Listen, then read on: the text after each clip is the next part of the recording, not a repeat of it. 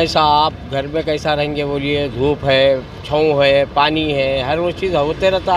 पेट पालने के वास्ते तो घर में कैसा बैठेंगे बोलिए आप। पेट बहुत बुरा है। मैं ले जाऊँगा तो घर चलेगा, घर किराए का, फिर महीना आते किराया देना पड़ता। धूप से क्या है, सब देने वाला अल्लाह है। गरीब आदमी हम, मजदूरी मेहनत करेंगे तो अपना पेट भरेंगे। कोई आके गुस्से में भी बात करते हैं? हाँ, कोई गुस्सा भी करते हैं? अरे गुस्सा भी करते हैं, गालियाँ भी देते हैं। साहब पेट पालना है, बच्चे बीवी बच्चों को देखना है अपना। कहाँ लड़ाई झगड़ा करेंगे, लोग गालियाँ भी दे के जाते हैं, झिड़कियाँ भी देते हैं। सुन लेते हैं आप? सुनना पड़ता, पेट बुरा है ना। हाँ, अभी आपका नाम सर? मोहम्मद खदीर। सब आपको गर्मी लग रही है? आपकी गर्मी तो बहुत लग रही है साहब, पर क्या करें, पापी पेट का सवाल है। छोटे छोटे बच्चे, काम तो करना ही पड़ेगा ना। कितने बच्चे हैं आपके? 4 बच्चे सर।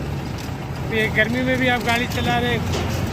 हाँ, सब मुश्किल है ना, सब करना तो पड़ेगा ना, सब करना ही तो चलेगा ना। काम करे तो ही घर चलता है। जी हाँ, काम करे तो घर चलता है, तो नहीं चलता sir. Thank you sir. Sheikh Rizwan Razzaq. Rizwan, Sheikh Rizwan Razzaq. कहाँ पे ठहरे हुए हैं आप? हम ताड़बन। जू के करीब में। हाँ, जू के करीब में। इतनी मेहनत कर रहे हैं धूप में, आप हाँ। धूप में मेहनत कर रहे हैं, क्यों घर में रह सकते ना सर? नहीं भैया, बच्चों की खातिर करना है भैया। बच्चों के- छोटे छोटे बच्चे। बच्चे हैं छोटे? हाँ, कहाँ रहते हो आप? जलपल्ली में रहता हूँ भैया। जलपल्ली में रहते हैं। कड़क धूप में लोग तो घर में रहना पसंद कर रहे हैं। नहीं नहीं भैया, घर में रहे तो कैसा गुजारा होता भैया। एक हफ्ता घर में रहे तो गुजारा नहीं चलेगा। नहीं भाई, नहीं कर हो सकता भाई। कितने बच्चे हैं आपको? एक बेटी है। Thank you. अस्सलामु अलैकुम नहमदुहु व नुसल्ली अला रसूलिल करीम। सामईन किराम, आज मौजूदा हालात में जो चीज़ें देखी जा रही है वो बड़ी तकलीफ़ देह है। इसलिए तकलीफ़ देह है कि आज हम बच्चों को देख रहे हैं कि वो अपने वालिदैन की नाफरमानी करने में कोई कमी उनके अंदर नहीं हो रही है, बल्कि वालिदैन को झिड़कियाँ देना, वालिदैन के साथ बदतमीज़ी करना, वालिदैन को बुरा भला कहना, ये हमारे आम हो गया है हमारे पास। मगर कभी अपने वालिदैन के तरफ भी तवज्जो करे, कभी वालिदैन की मेहनत को भी देखे कि उन्होंने किस अंदाज से आपको पाला है, क्या क्या मेहनतें उन्होंने की है, क्या क्या उनके सामने मसाइब आए हैं।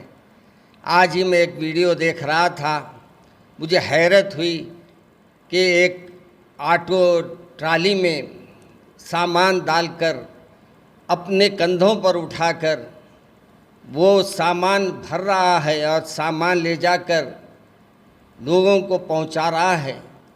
जब उससे सवाल किया गया तो उसने ये जवाब दिया कि मेरी औलाद का पेट भरना है, इस बात से मुझे ये मेहनत करनी है।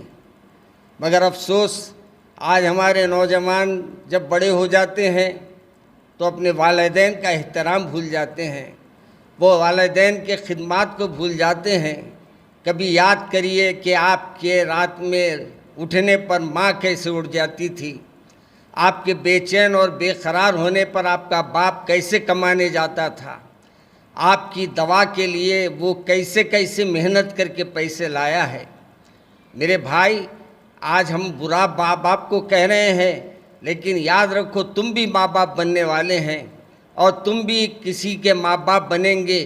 तो तुम्हारी औलाद अगर तुम्हारे से यही सवाल करेगी तो क्या जवाब देंगे उसको, क्या कहेंगे उसको।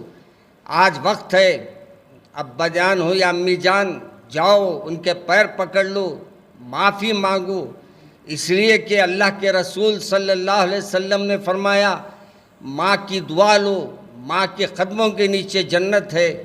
बाबा जान के लिए अल्लाह के रसूल फरमाया कि वो जन्नत के दरवाज़ों में है। आपको तो वाक़यात कई मालूम होंगे, लेकिन एक वाक़े को आपके सामने रखते हुए अपनी बात को ख़त्म करता हूँ। वैसे करनी जो एक भी बन सकते थे, लेकिन माँ की खिदमत की वजह से वो ताबई बने और माँ की वजह से, माँ की खिदमत करने की वजह से मेरे रसूल के पास जाकर उन्होंने मेरे रसूल से मुलाकात नहीं की, बग़ैर देखे आपने इस्लाम कबूल कर लिया, बग़ैर देखे हुजूर पे अपनी जान निसार कर दिया, लेकिन आपके पास जाने के लिए वक्त नहीं था कि मेरी माँ को छोड़कर तन्हा कैसे जाऊँ मैं, माँ को परेशानी में डालकर कैसे जाऊँ मैं। उसका नतीजा क्या हुआ?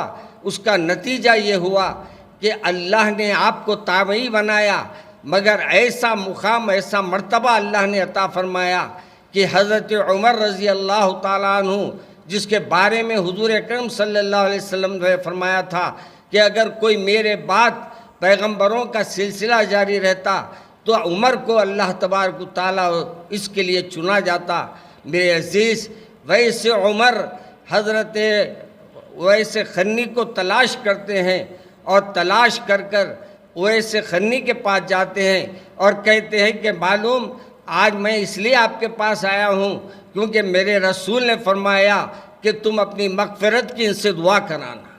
मेरे अजीज़ दोस्तों, माँ बाप की दुआ लेना है तो दुआ लेने के अंदाज में लीजिए, गाली देकर दुआ लेना, बुरा भला कहकर दुआ लेना, कैसे माँ बाप आपको दुआ देंगे? कैसे माँ बाप आपको अपने लख्ते जिगर कहेंगे? अगर माँ बाप के बनना है तो मेहनत करो, मोहब्बत करो, माँ बाप की खिदमत को देखो, माँ बाप की एक एक यानी उनकी खिदमत किस अंदाज से कर सकते हैं करो और उनकी दुआएं लो। इंशाअल्लाह जब दुआ लेंगे अल्लाह तुम्हारे लिए भी तुम्हारी नेक औलाद अता फरमाएगा जो तुम्हारे काम आएगी, तुम्हारे लिए बख्शिश का ज़रिया बनेगी और तुम्हारी मग़फ़िरत के लिए ज़रिया बनेगी। आज तुम मेरे माँ बाप की कदर कर लो, माँ बाप की इज़्ज़त करो, माँ बाप को मोहब्बत से देखो। माँ बाप को मोहब्बत से देखना भी गोया एक मुस्कुराहट के साथ देखना भी आपको बड़ा अजर मिल सकता है, हज उम्रे का सवाब मिल सकता है। शर्त यह है कि नज़र हो मगर मोहब्बत की हो, नज़र हो मगर दिल से नज़र हो। अगर नज़र हो तो मेरे भाई, ये माँ बाप चंद दिन के रहते हैं, कब दुनिया से चले जाएंगे नहीं मालूम। इनके साए बड़ी अहमियत के हामिल होते हैं। इनके सायों के लिए दुआ करो कि अल्लाह इनके साए को हमारे सलों पे सलामत रखे और इनके लिए जो भी हमसे करना है, जो भी हम उनके लिए कर सकते हैं वो करिए। अल्लाह मुझे और आपको अमल करने की तौफीक अता फरमाए। अस्सलामु अलैकुम व रहमतुल्लाहि व बरकातुहू।